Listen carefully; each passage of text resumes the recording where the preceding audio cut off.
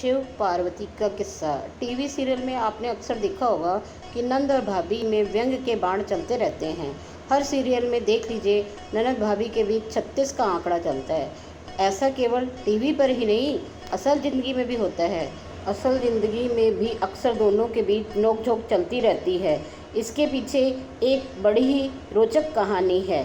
एक बार देवी पार्वती के मन में आया कि काश उसकी भी कोई नंद होती तो उनका मन लगा रहता, लेकिन भगवान शिव तो अजन्मे थे, उनको कोई बहन नहीं थी, इसलिए पार्वती के मन की बात मन में ही रख कर बैठ गई। लेकिन भगवान शिव तो अंतर्यामी हैं। उन्होंने कहा, देवी पार्वती के मन की बात जान ली और पूछने लगे कि तुम्हारे मन में क्या चल रहा है तो बता दो। तब पार्वती ने कहा कि काश उनकी भी कोई नंद होती।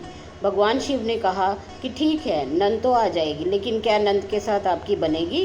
पार्वती जी ने कहा कि भला नंद से मेरी क्यों न बनेगी। बस फिर क्या था, भगवान शिव ने अपनी माया से एक देवी को उत्पन्न कर दिया। यह देवी बहुत ही मोटी थी, इनके पैरों में दरारें पड़ी हुई थी।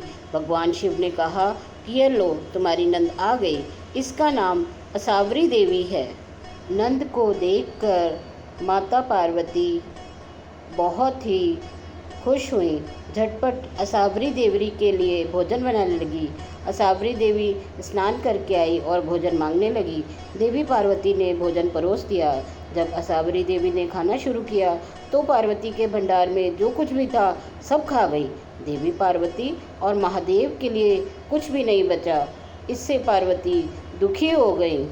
इसके बाद देवी पार्वती ने नंद को पहनने के लिए नए वस्त्र दिए, लेकिन मोटी असावरी देवी के लिए वस्त्र छोटे पड़ गए। इसके बाद नंद रानी को अचानक मजाक सूझा और उन्होंने अपने पैरों की दरारों में पार्वती जी को छुपा लिया। पार्वती जी का दम घुटने लग गया। महादेव ने जब असावरी देवी से पार्वती के बारे में पूछा तो असावरी देवी ने झूठ कह दिया कि मैं नहीं जानती कि पार्वती कहाँ है। देवी पार्वती का गुस्सा 7वें आसमान पर पहुंच गया। जब शिवजी ने कहा कि कहीं ये तुम्हारी तो बदमाशी नहीं, असावरी देवी हंसने लगी और ज़मीन पर पांव पटक दिया। इससे पैर की दरारों तभी देवी पार्वती बाहर आ गिरी। बस फिर क्या था, देवी पार्वती ने भगवान शिव से कहा, कृपया नंद को जल्दी से ससुराल भेजने की कृपा करें। मुझसे बड़ी भूल हुई कि मैंने नंद की चाह की। भगवान शिव ने असावरी देवी को कैलाश से विदा कर दिया।